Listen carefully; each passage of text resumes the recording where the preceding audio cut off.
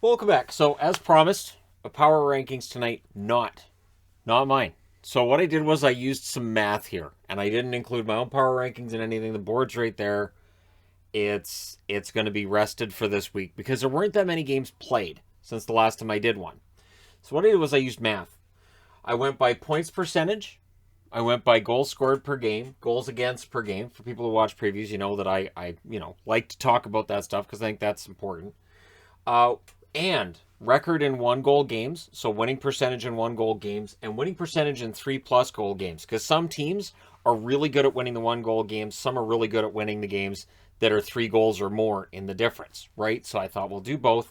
And team save percentage, which is not the same as goals against per game. There are teams that are very good at preventing goals against. Maybe the save percentage is low, and vice versa. Teams where you'll see the save percentage is pretty high. And so, yeah, I thought, all right, how does this turn out? And so I don't have to worry about tracking last week. I don't have to worry about this for next week either. Next week we'll be back to a regular power rankings. And yeah, so let's just go ahead and start off at number 32. This proves the formula works. It's Montreal at the bottom. And they're talking about Montreal having a statistical season that might be one of the worst in the modern day history of hockey. And I don't know what else to say about it other than the stats have them at last. And let's see the math. This wasn't even close. They were 18 points behind the next place team on the board. So they were not close to being out of 32nd.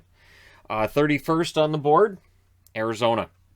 So for the Coyotes, they're 31st. And again, when I saw this, when I put this all up on the board, I looked at it and said, I think this is a good indicator. It does not match my power rankings. Power rankings is about who's playing well right now. These stats are the entire season all incorporated. So Arizona's 31st, Montreal 32nd. Moving on. Number 30. Kind of surprised New Jersey's as low as 30 with this one. But again, New Jersey's had a rough year. The goaltending has been touch and go at times. Blackwood hasn't had, and I know he's been dealing with injuries and stuff as well, but really hasn't had the kind of season that I think was expected of him. And so, yeah, New Jersey ends up at number 30. Number 29. It's weird to do this without worrying about last week or, where anybody else was or anything like that, or having to explain why Buffalo is number 29. So again, looking at the board right there, these get really close to mirroring what that board has there. So again, no opinion of mine is needed in this. And number 29 is Buffalo. It's been better for them than a few others, but the question of whether or not they end up being a team that finishes in the bottom 3 or bottom 4 is still out there. There's other teams that could finish that low, including at number 28, Seattle. So Seattle, goals for have been a problem. Goals against have been a problem. Save percentage is low. All the numbers you're looking at that would indicate where a team ends up, Seattle ends up pretty low on the board. So number 28, Seattle. I still think they can have a good second half. We shall see if that will be the case. But yeah, so Seattle gets number 28. Number 27, and again, I keep looking at my power rankings board, and it's similar. Again, they're close, and that's Chicago. So for the Chicago Blackhawks, what hurts them is the start. The start of the season was an absolute nightmare for them. So, Chicago. And yes, I am wearing jerseys over the last couple of days of teams that have either moved or, in this case, no longer exist unless you consider the Sharks to be an extension of the Seals, which unofficially they are. Anyway, Chicago number 27. The season's been just poor across the board. Better since that really rough start under Colleton, but not good enough to get them back in the hunt for a playoff spot. Number 26 on the board, Philadelphia. So for the Flyers, again, bottom row status. Yep, checks out. And again, it is interesting to see that over the entire season, the stats that I'm using here end up being very similar to what's on the board.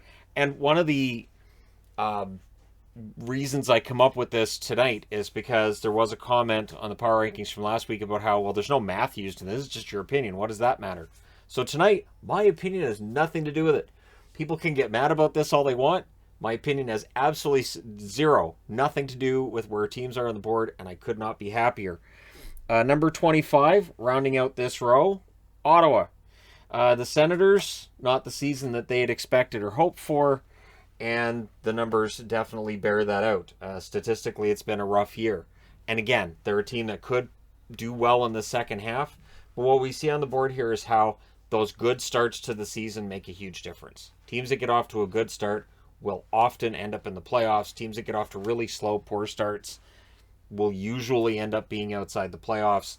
That's just been the way that this has worked in hockey for a long time now.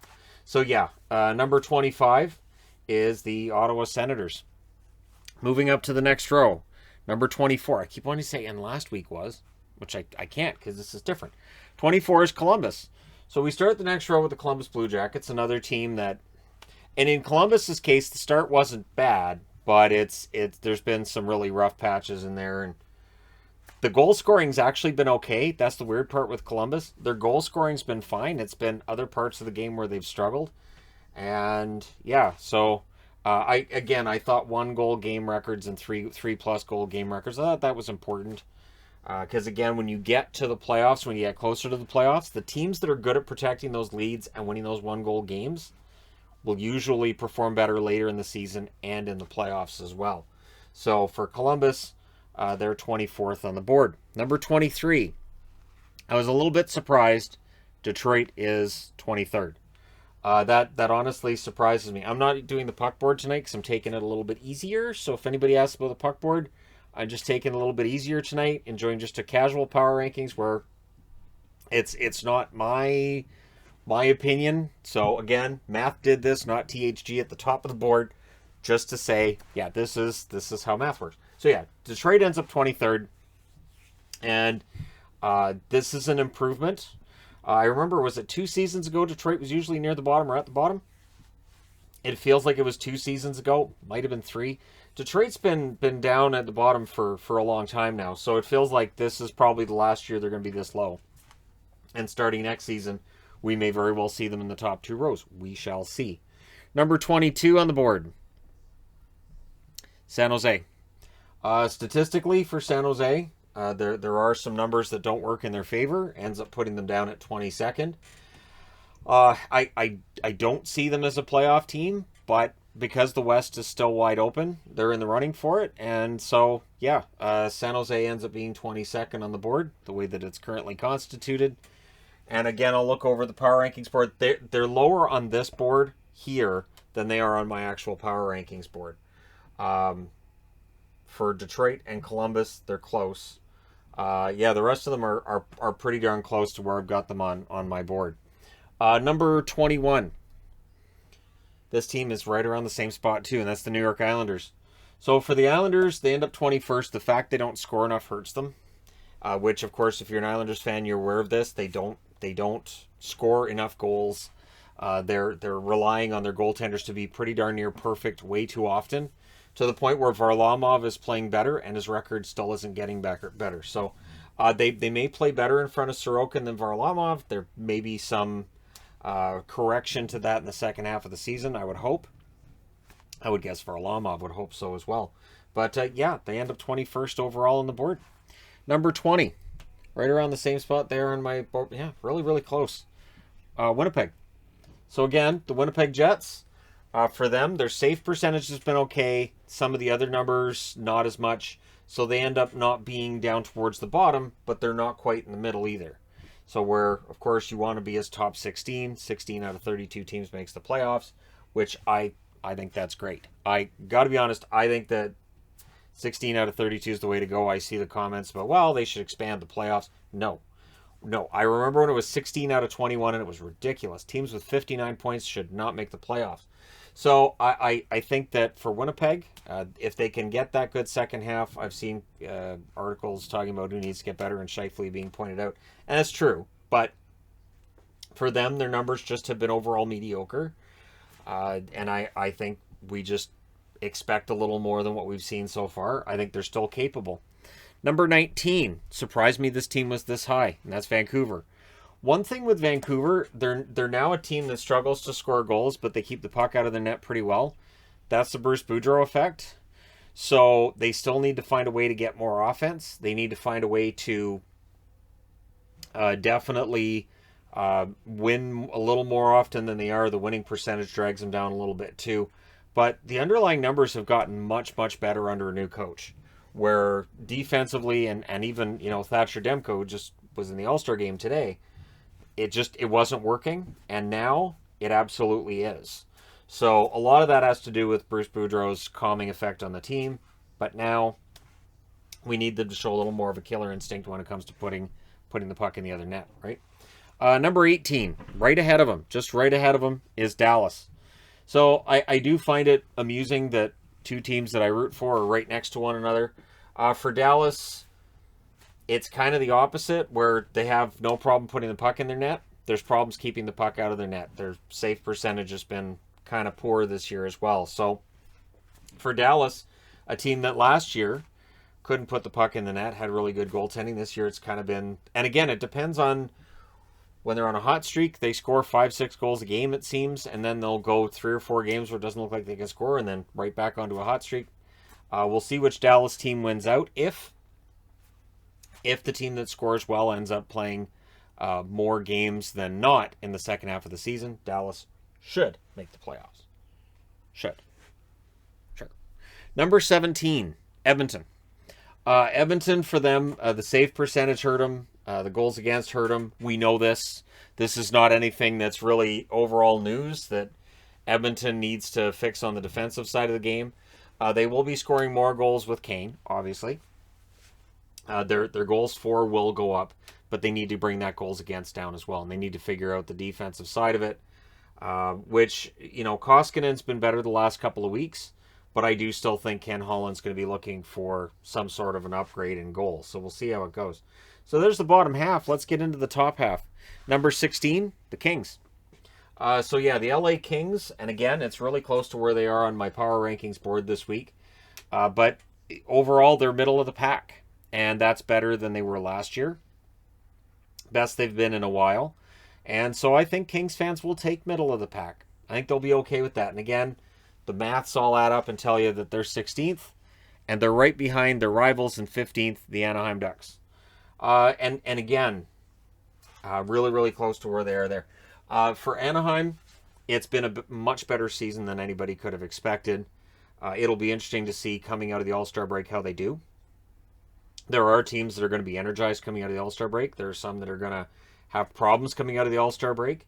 And so we'll see if Anaheim, with this little bit of a reset and some time off, if they start playing more like the team they were at the start of the season. But again, the numbers would tell you they're a little bit above the middle mark of the league. Number 14, Capitals. So one thing I didn't incorporate into this, and I thought about, and I thought, no, we're going to leave that out of special teams. So power play plus penalty kill, take that number and rank that way. And I thought, no, I'll leave the special teams out of it here. And if the special teams were incorporated, my guess is that Washington would drop a little bit because their power play has been a problem. But they're still putting the puck in the net. They've got a decent enough defense. Their goaltending has its shaky moments. But we will see how things turn out. If Vanacek's can be the starter in the playoffs, that should be fascinating. If Samsonov rediscovers his form in the second half of the season, he ends up the starter again. It'll be fascinating to see what happens. I did the video on Jim Carey today. Washington goaltending, they're very good at developing goaltenders. So for the Caps, it's going to be an interesting second half of the season. Ovechkin wants another championship. Number 13. And then I drop it. And of course, as I'm picking it up, I can't have the dad grunt, so I had to pause for that. 13 is Vegas. Vegas didn't want me to pick them up. I'm guessing they're still a little tipsy after the All-Star weekend and all that. So anyways, Vegas, number 13. They are a team that's seen as, kind of boom or bust when it comes to playoffs this year. The expectation and hope is Stanley Cup. Reality could end up being a little different for Vegas. We shall see. The goals against hurts. The save percentage hurts. And again, while I didn't incorporate special teams, at times their special teams have hurt them this year. At times it's been fantastic.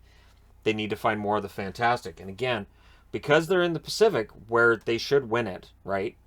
We may not know how good they are until we get to the playoffs. We may be guessing at how good Vegas is until the playoffs.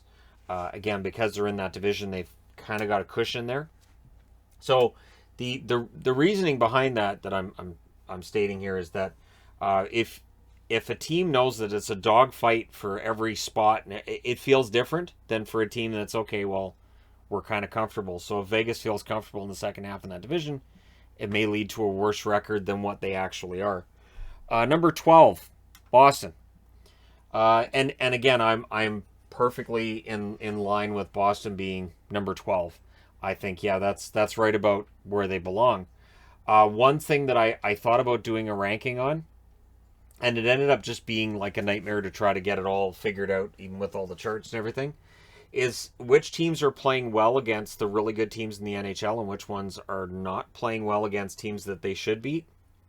Boston plays very well against teams they should beat, but the record against teams that are above the playoff line is not great. So that's one of the reasons why with Boston I'm kind of on the fence as to whether or not I think of them as a contender. I think they're a fringe contender. There's the possibility that they could go on a bit of a run, but I'm not betting on it at this time. And part of it is because when they play against the better teams, they do seem to have more of a struggle. Number 11. Surprised this team's this low, and that's Pittsburgh.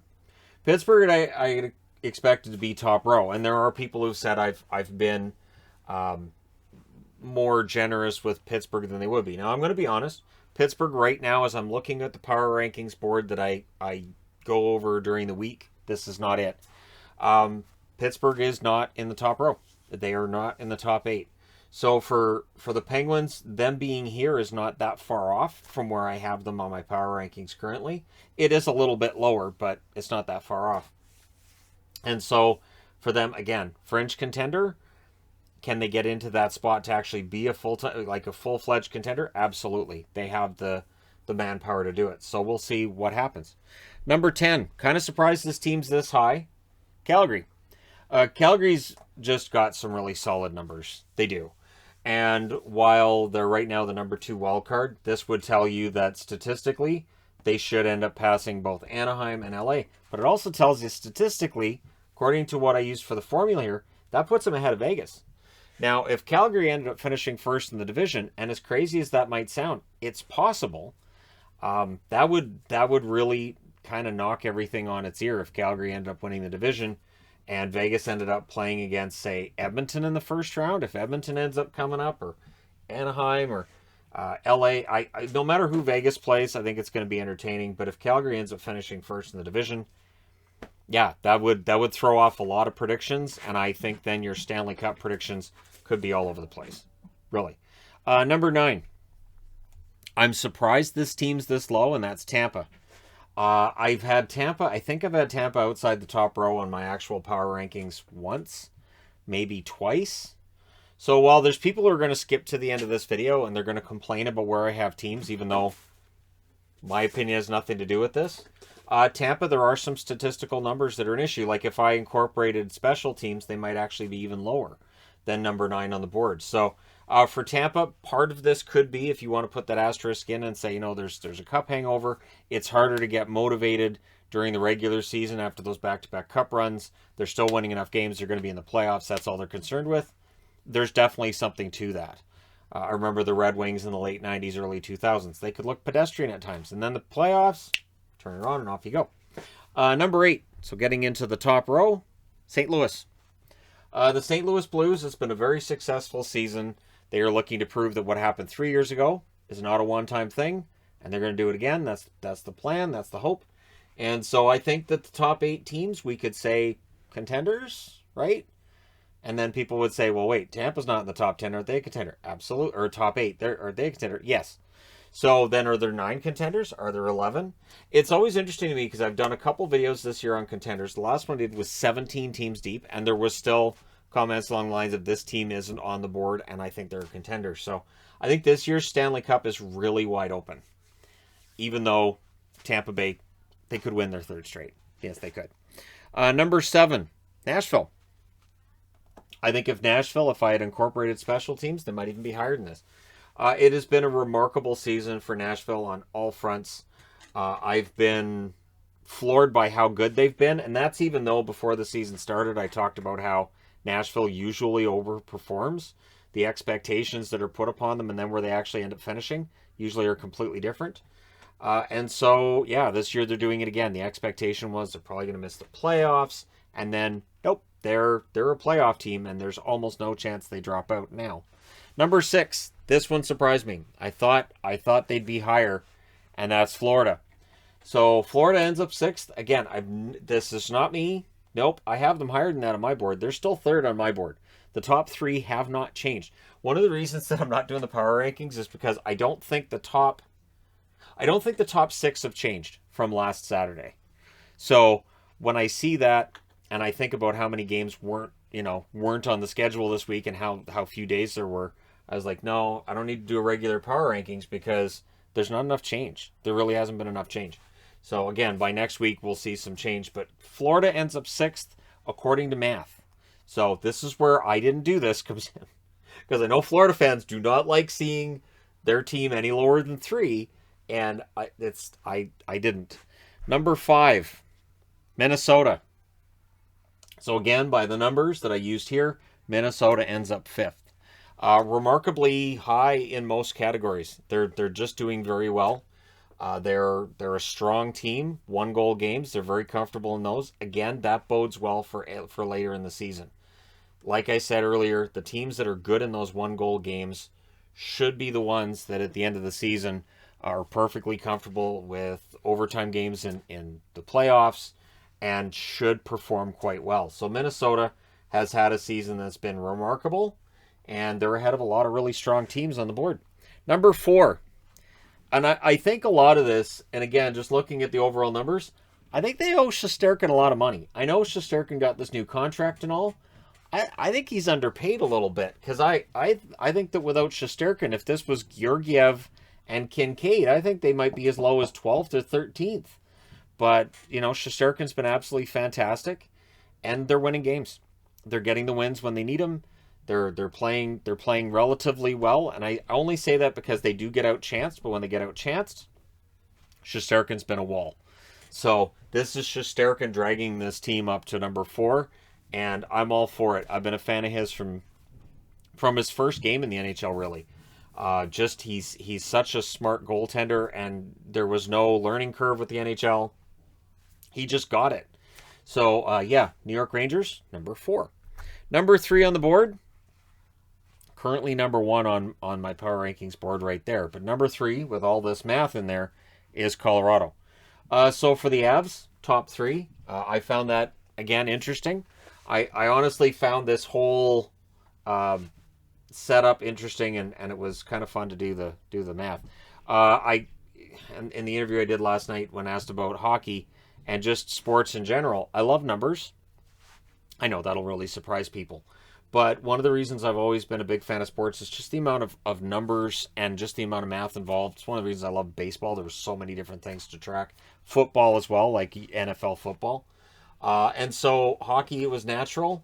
And when I add all the numbers together, Colorado ends up 3rd. They are a contender. They need to get out of the second round. That's really all there is to it. They need to prove it in the playoffs. As great as this is right now, they need to prove in the playoffs that they can get it done. Number 2 on the board, I didn't forget them, Toronto. The Leafs statistically, across the board, very, very strong. Very good team.